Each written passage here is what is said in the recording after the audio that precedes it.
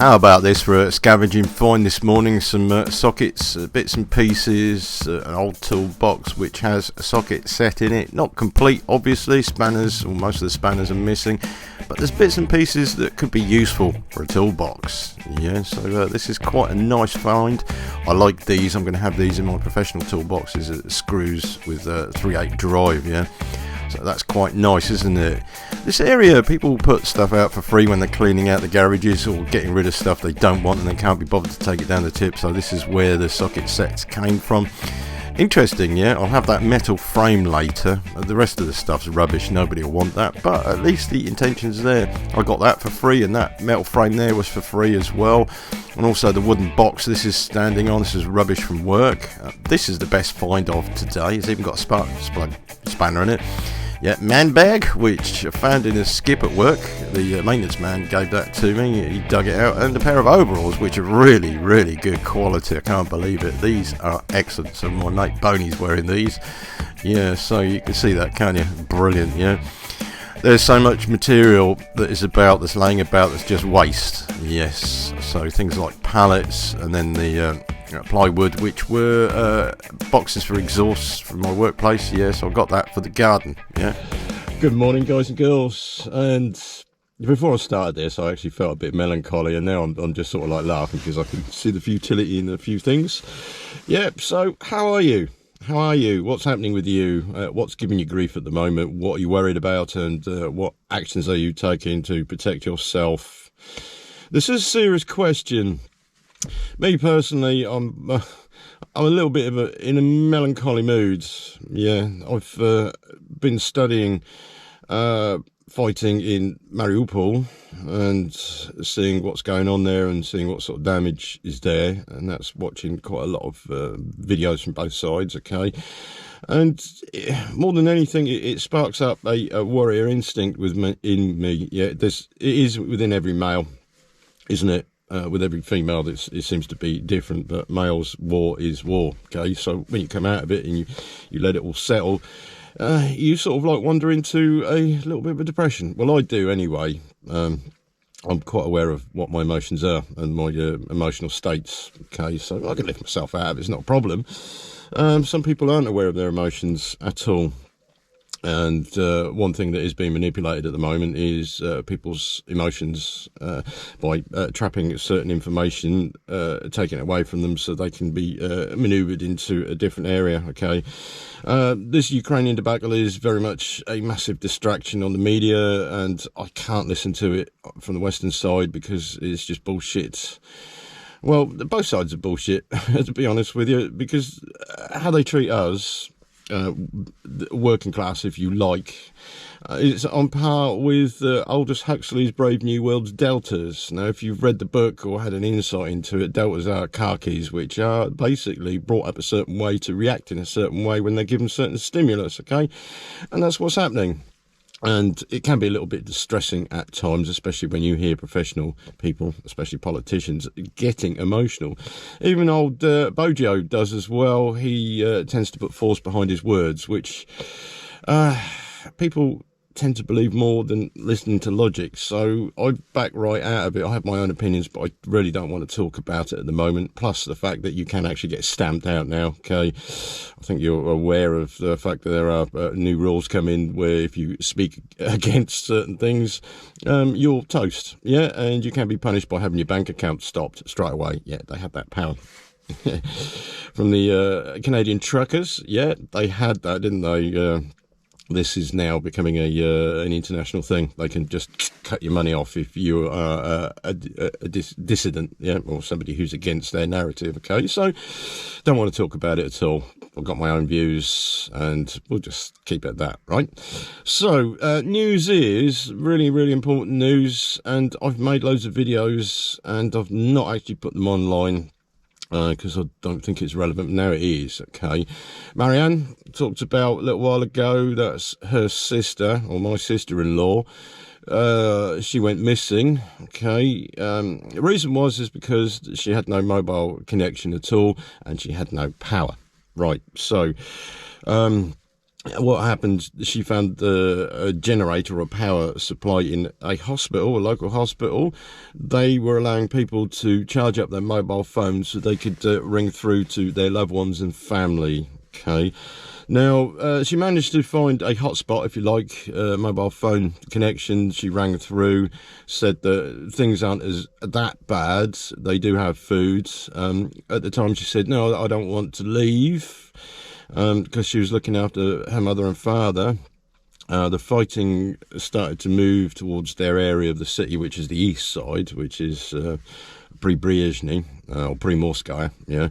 And, yeah, she then was urged by her parents to go, and they said they were going to stay and try and survive. Okay. Now, I will say, looking at some of RT's footage, there are people living in buildings underneath. While there's war going on, they're still living there. A lot of people have escaped. And what's disgusting is a Ukrainian narrative more than anything of saying that Russians are kidnapping civilians and forcing them into Russia and putting them in camps. So it's not true. It's not true. They don't do that these days.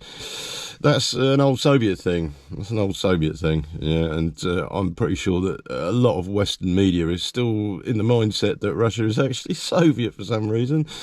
Yeah, well, anyway, getting back to Marianne's story, there was a way out of the city, which was on foot along the coast, and she got to Berjansk, and then she got to Zaporozhye. She's now in Poland. Okay, now she's a Jehovah's Witness, and the Jehovah's Witness, if you watch some footage of borders, you will see a jw.org sign. So she actually headed for that. Her brothers and sisters, they help each other more than they do other groups.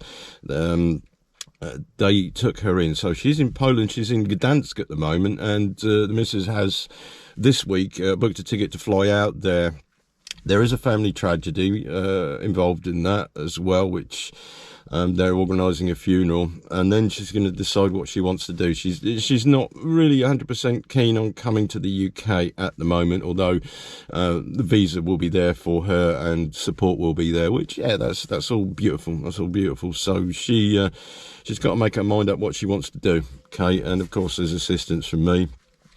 She's lost her son, her only son, which is really sad, and yeah, we'll leave it at that. Okay, now when it comes to fuel and food, everything else, okay, I've had to make some really painful decisions. Now, the place I work at is fairly stable industry at the moment, which is haulage, and this is what I was planning on years and years ago. If the shit hits the fan, at least I've got fuel if I need to, diesel fuel, and the knowledge to be able to get supplies, which, yeah, okay. Reality is that the situation I'm in, my boy goes to an engineering discipline school. He's got another year to go, and I have to commute, and it is crippling me now to put fuel in this vehicle. The electricity's gone up, and it's going to go up again in October, isn't it? Yeah, everything has gone up. Water's gone up by 6%, which is a relief, really, because that's probably the cheapest rise out of all the utilities, council tax bills, the whole lot, which has put me in a situation, really bad situation, actually, because other than being self-sufficient, which is growing stuff and working locally and finding other ways to get an income, it's going to be very hard. Now, I did discuss this with my immediate boss, who's lower management. He can't make decisions, but the only thing he suggested I do was more overtime to pay for my fuel to get to work. And to me, I looked at it and thought about it. I said, no, because if I have to do overtime to supplement my basic wage to get to work, to pay to get to work, then I'm afraid that won't work, because if the overtime finishes for some reason, or we have a downturn in work, that means I don't get the overtime and I'm going into a deficit, yeah? So from my point of view, I've told them that I'm not reliable. okay, I can't commit, and if another job comes up, which I'm looking for in this region here, possibly something that they can supply a vehicle to me, then I will take it, even if it's a little bit less than what I'm earning now. How it calculates with this vehicle, it's about, at the moment, the way the price of the fuel, petrol at the moment, I'm going to be spending £3,600. That's insurance, tax, and like a set of tyres and maintenance, oil changes, stuff like that, which is quite a hefty chunk of my wage. Now, if I can take the transport out of the equation, and still get paid the same money in a different area where I can bike to work, then all the better. But realistically, I don't think that's going to happen, because a lot of workshops in my area are quite backward. They want you to do more time. They want you to do overtime, and it's it's mandatory, 60 hours a week, which is like, no, that's 10 hours a day for 6 days a week.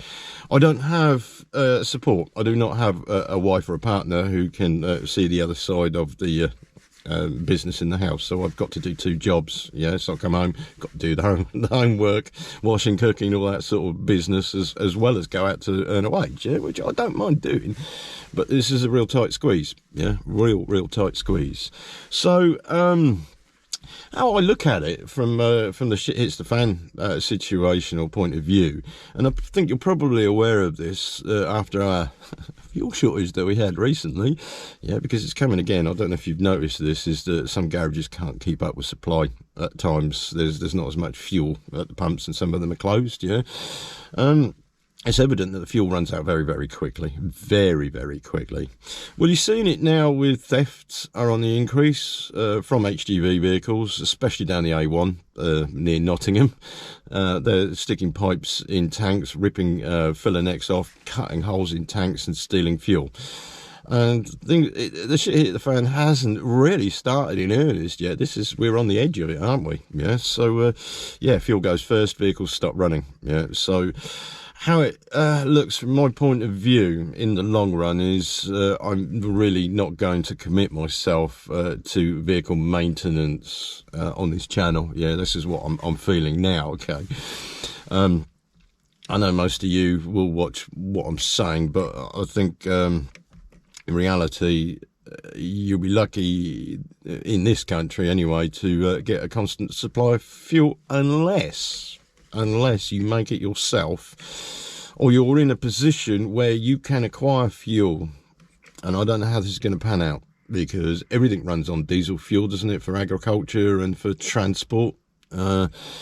Domestic, obviously the emergency services, they will have the fuel. Domestic, that's a different matter. That will, you know what the situation was in the UK when we did have that. People were trying to be entitled. They thought they were more entitled than others because they have to get to work. Well, this is the situation, and it will, if it does run out, cause a lot of violence between people, a lot of arguments between people. Okay, so I think the vehicle maintenance, although I will do it on this channel from time to time and my other channel at the moment, I think things are going to change dramatically soon. Well, it is in my life anyway. Okay, so what I want to do, I'm a complete novice at gardening.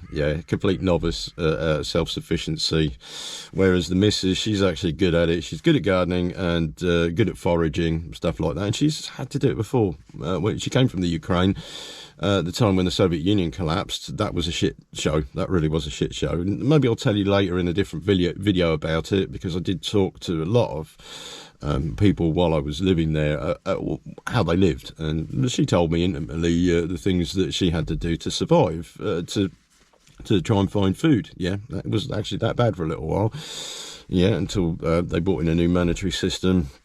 That's the one. So what we've been doing is starting to convert the garden into growing. Okay, if you watch Ice Age Farmer, I do. I think he's quite interesting. A little bit off the wall. I'm not sure about the contrived conspiracy to change the food industry. I think it's there, but it's only a business thing, isn't it? To try and push things one way, influence things one way, and they always seem to take advantage of a catastrophe, don't they? Yeah, so they probably will do now to stop the meats and bring more veganism in and factory fucking made food. Ugh, it's disgusting. Have you tried that meatless stuff? Yeah, disgusting. Yeah. So anyway, what we're going to do is turn our hand to gardening. And you can laugh because I have not got green fingers. They're usually black with oil and grease and stuff, yeah. But I think this is the time, and it is planting time now in the UK. So yeah. So when I talk about the missus as such, I'm actually officially from last week divorced from her, even though we are friendly still. The distance has grown quite a lot between us, but when there are things that concern us both, then we do team up and talk about stuff, and we will help each other, okay? And I do quite regularly with her car. She needs it for work. She's a community nurse, yeah. And we have a son together. She comes and sees him. So there is that mutual beneficial help, okay? But she's actually not my missus, yeah, even though it's convenient to say that. It's better than saying the ex or whatever, yeah. Which, yeah, that means I'm stuck on my fucking own, really, at the end of the day, and I have been for the last 10 years. But the way it is ever-decreasing circles, and I'm sure that a lot of people are feeling the pinch. Some people haven't felt it yet, but they will do, and the more they hold on to their possessions and the way of life they have now, the more it's going to hurt.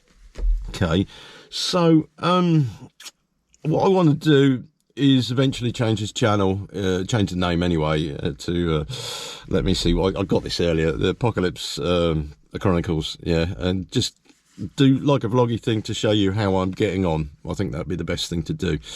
Apocalypse Chronicles, do you like that? It's like the sound of a book, isn't it? Yeah, but I will tell you this because I've been listening to a book while I've been driving to work, which is absolutely brilliant. It's really violent as well. Do you know this one? After It Happened by Devon C. Ford. It's a series of books. That's interesting. I like this. There's some solutions to things. It's very, very violent. Very violent. So, yeah, there's those moments where, you know, you just cringe at people dying and stuff. But that's only fantasy, isn't it? Yeah. So, yeah, last thing. I just want to give you a little bit of heads up about my life previous, okay? I'm fairly used to having to rough it, yeah. Been homeless like 3 times through my own volition. And when I was, let's say, about 20 years old, I lived in London, and I lived with a community of people, and we had to scavenge, and we used to do something called squatting, if you know what that is. It's taking over an old building, clearing it out, making it livable, and then actually living in it. And this was with quite a big group of people, actually about 20 people, and we made it happen in an urban environment. Okay, well, that was in good times. That was in the 1980s to the 1990s. Okay, I was very short of money, and I'd moved down there to become a musician, which didn't work out. That's why I ended up as a mechanic, you know. But I learned a lot of things about scavenging and the resources that are around. You can literally take an old shell of a building and make it livable, okay? And I think that the way that life goes is in circles. It goes in circles, doesn't it? It goes good, or you could say it goes up and down, yeah, but I think it goes round in circles. Yeah, so me being like 55 years old, and I've got a son who's nearly 17 years old, his future is more important than mine, and I can say that I've got maybe 15 to 20 years of life left, being an old boy. Then I'm going to have to hunker down and make sure his life's okay. But in the meantime, it's survival, isn't it? It's food, warmth, and power these days, isn't it? Yeah. So this is what I'm going to work towards now. So what I'll do is do let me get it right. Apocalypse Chronicles, yeah, which is going to be a shit show, to be honest with you, because I can't garden, but I'm going to have to learn damn quick, yeah. But other things like scavenging, I can find stuff in skips wherever. It just appears because I'm tuned into it, yeah. Which means that with a saw and a couple of nails and some screws, we can make stuff, yeah, even when it comes to furniture. Pallet beds and stuff like that, and yes, I've slept on them very comfortably, yeah. So Yeah, I will talk about my times in London because I think it's actually relevant now more than any other time. Yeah, I might have given you indications in previous videos about food scavenging. Yeah, and that's in an urban environment, okay? But you take it when you're in nature, scavenging is just another way of looking for food in the wild, isn't it? Yeah, finding it for free. Yeah, I know it's not socially acceptable, but when desperate times are here, then the social standards will slip for some people, won't they? Yeah, and I can imagine actually now. Yeah, although things are peaceful and people will become more altruistic, there is a limit. There is a red borderline which people will cross over and start to become violent. Yeah, which I'm not looking forward to. Hoping it's not going to happen, but you've got to be prepared for it, haven't you? UK is different to America. The first thing people do is pick up arms, isn't it, between each other? UK is different, isn't it? What are we going to do? Hit each other with stones and sticks or something? Yeah, I don't know. Anyway, yeah, watch out for it. We'll see what happens with this. I'm not committing at the moment, but you never know. If I change my employment and I don't become a motor vehicle mechanic, then my other channel will collapse, and then this one will start to grow. Okay, we'll just have to see how it goes. I don't know. I've got to pay the rent, I've got to pay the bills, and I've got to make sure he keeps going to school at the moment. Yeah. So anyway, see you in the next video. Take it easy.